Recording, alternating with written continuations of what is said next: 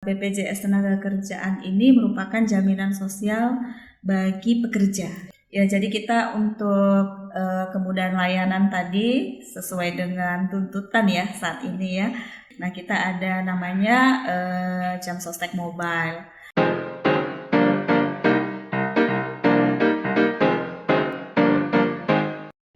Assalamualaikum warahmatullahi wabarakatuh. Salam sehat, salam sejahtera untuk kita semua. Kembali lagi di Tropiko Podcast, Kesehatan Investasi, Pola Hidup Sehat Prestasi. Kembali lagi dengan saya, Alisa Nurwahyuman, yang akan berperan sebagai host pada kali ini. Nah, kali ini kita kedatangan narasumber yang sangat spesial pada hari ini, yang merupakan alumni dari FKM jurusan epidemiologi ya Kak, pada tahun 2000. Nah, boleh dong Kak perkenalan kepada teman-teman podcast, disapa juga teman-teman podcast. Baik. Assalamualaikum warahmatullahi wabarakatuh. Halo sahabat Tropiko ya, Tropiko Podcast. Perkenalkan, nama saya Aisyah Turida. Saya juga merupakan alumni dari FKM USU tahun 2000 sampai 2004, jurusan epidemiologi. Nah, saat ini saya bertugas di BPJS Tenagakerjaan cabang Medan Utara. Keren sekali ya teman-teman. Kemudian kan kita kedatangan tamu dari ketenagakerjaan nih. Jadi kita mau membahas seputar ketenagakerjaan ya Kak. Jadi kan di Indonesia nih ada namanya BPJS Ketenagakerjaan. Nah, jadi banyak juga nih para pekerja yang belum terdaftar di BPJS Tenagakerjaan. Jadi apa sih kendala yang membuat mereka tuh tidak mau atau belum mendaftarkan dirinya di BPJS Ketenagakerjaan? Baik, Mbak Alisa, jadi BPJS Tenagakerjaan ini merupakan jaminan sosial bagi pekerja, gitu ya. Nah, masalah coverage, nah saat ini itu coverage kita ditargetkan di 2026 itu adalah 70 juta pekerja. Capaian di tahun 2022 itu 35.000, gitu ya. Di mana sektor PU itu penerima upah yang dari perusahaan gitu yang ada pemberi kerjanya itu sudah 90%. Namun sektor yang BPU itu masih sekitar 4 juta.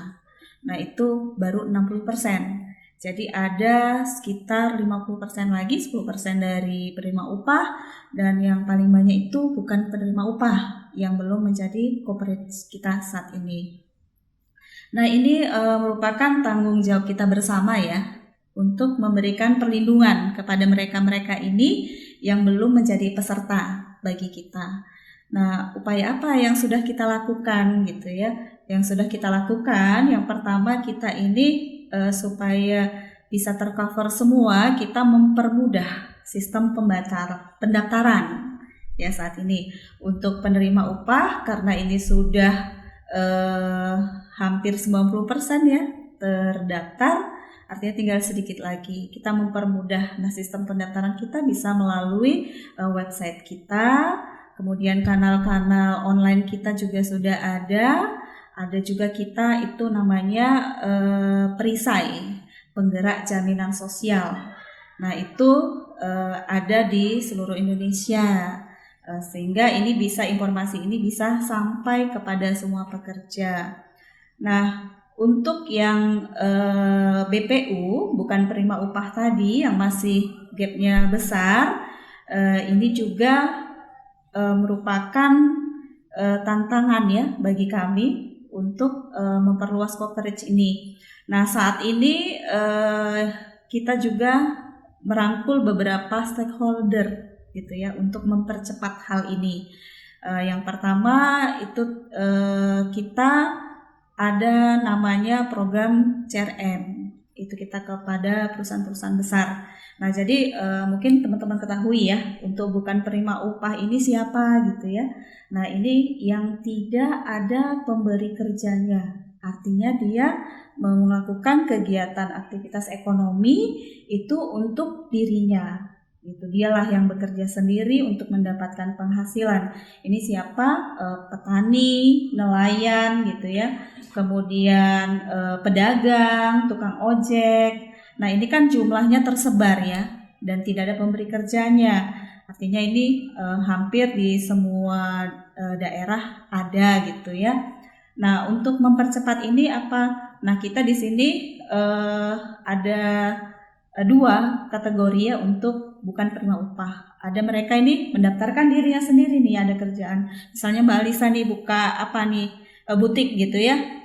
Itu kan Mbak Alisa mungkin mengerjakan sendiri untuk diri sendiri ya. Mungkin penjualannya online, butiknya pun ada di rumah misalnya seperti itu. Nah, Mbak Alisa tuh mendaftarkan diri sendiri, mampu. Tapi ada juga yang bukan penerima upah, ini tidak mampu. Maka pada saat ini BPJS Tenaga Kerja itu merangkul beberapa pemangku kepentingan. Dalam hal ini kita ada perusahaan besar itu melakukan program CSR. Nah, ini untuk melindungi mereka-mereka ini yang belum mampu untuk mendaftar program BPJS Tenaga Kerja. Kemudian ada lagi dari APBD pemerintah kabupaten kota yang disediakan itu untuk bukan penerima upah yang tidak mampu untuk membayarkan iurannya. Kemudian ini Mbak Alisa misalnya nih, ibunya ada yang bantu di rumah gitu ya. Nah, yang bantu di rumah itu Mbak Alisa bisa daftarin gitu melalui namanya Jam Sostek Mobile, JEMO singkatannya. Nah, itu bisa mendaftarkan secara mandiri. Nah, itu juga pembayarannya mudah melalui kanal-kanal bank ya, bisa dengan mobil banking, ATM. Nah, kemudian juga kita mempermudah untuk sistem pelayanan ya. Mungkin tadi kenapa belum tercover semua, mungkin pelayanannya belum mudah gitu ya. Nah, dalam hal ini kita sudah mempermudah, kita itu ada layanan lapak asik untuk klaim JHT, kemudian ada CMO untuk klaim saldo di bawah 10 juta. Nah, jadi ini berbagai upaya yang kita tingkatkan untuk memperluas coverage tadi. Terus Kak, jadi kan seperti yang kita tahu nih kan pemerintah juga ada program untuk jaminan sosial yang program jaminan kehilangan pekerjaan kan. Jadi itu bisa dijelaskan lebih lanjut apa itu program jaminan kehilangan pekerjaan dan kira-kira apa manfaatnya bagi para pekerja yang kehilangan pekerjaan gitu. Baik. Jadi pada saat ini BPJS Tenaga Kerja itu mengelola 5 program. Programnya itu jaminan kecelakaan kerja, jaminan kematian, jaminan hari tua, jaminan pensiun, dan yang terakhir itu 2021 jaminan kehilangan pekerjaan. Itu melalui PP 37 tahun 2021 ada. Nah, ini apakah semua sektor tadi itu mendapat perlindungan program JKP? Untuk saat ini belum. Jadi yang dapat perlindungan itu adalah perusahaan besar yang sudah mengikuti 6 program, termasuk salah satunya itu programnya BPJS Kesehatan, JKN. Kemudian untuk skala mikro dan menengah yang hanya ikut 4 program, itu juga sudah berhak mendapatkan program JKP. Nah, ini syarat pendaftarannya apa saja gitu ya, yang terdaftar siapa? Yang tadi ikut 5 program dan 4 program. Ini usianya maksimal 54 tahun pada saat terdaftar. Nah, kemudian jika dia kehilangan pekerjaan ya, PHK, maka dia akan mendapatkan manfaat, pertama manfaat uang tunai.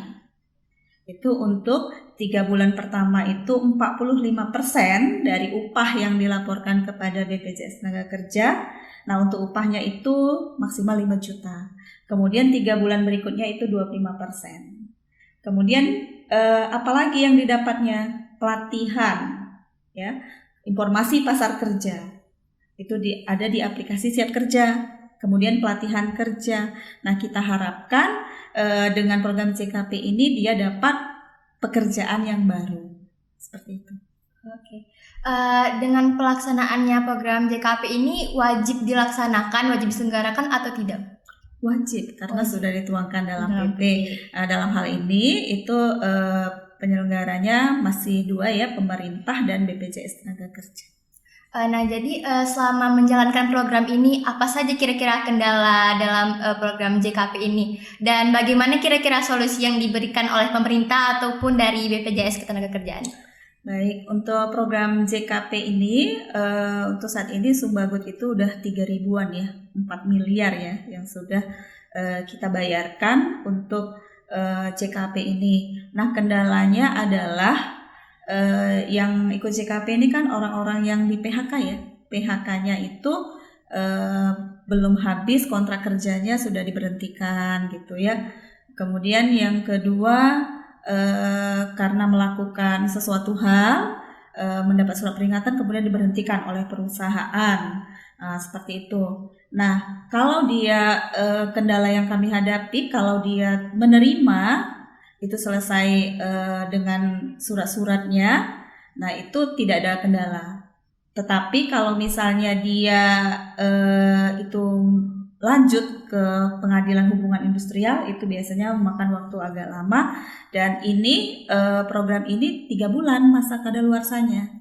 Oh, ada masa kadaluarsanya ya, Kak? Iya, benar 3 bulan. Jadi ketika 3 bulan ini tidak diajukan gitu ya, maka dia akan kehilangan manfaat dari program ini. Jadi kalau misalnya udah berakhir selama 3 bulan itu bagaimana cara kita mungkin apakah bisa diperpanjang dan bagaimana caranya gitu? Sesuai dengan amanah dari PP 37 itu belum bisa diperpanjang. Oh, jadi memang tiap 3 bulan udah kadaluarsa masanya. Iya, makanya ini kita kan lagi kampanye ya bersama Dinas Tenaga Kerja dan kepada perusahaan-perusahaan untuk menjaga hak-hak peserta di program JKP agar tidak hilang supaya diajukan dalam waktu 3 bulan setelah tanggal pemberhentian hubungan kerjanya. Nah, tadi kan juga Kakak ada menyebutkan mengenai Jamsostek Mobile, aplikasi digital yang disediakan oleh BPJS Ketenagakerjaan. Nah, itu boleh dijelaskan Kak gimana cara mungkin mendaftar akunnya atau mungkin penggunaan dan fitur-fiturnya Kak? Baik. Ya, jadi kita untuk kemudahan layanan tadi sesuai dengan tuntutan ya saat ini ya sudah semua hampir Digital, semua instansi iya. ya digitalisasi. Nah, kita ada namanya Jamsostek Mobile. Nah, itu bisa digunakan oleh semua peserta kita. Ya, semua peserta kita dengan cara ya mengunduh di Play Store ya. Biasa dengan semua aplikasi diunduh di Play Store, kemudian kita aktifasi dengan menggunakan NIK dan nomor kartu kita yang terdaftar. Nah, ini dapat dimanfaatkan untuk apa saja. Nah, ini bisa dimanfaatkan itu untuk yang pertama untuk mengecek saldo.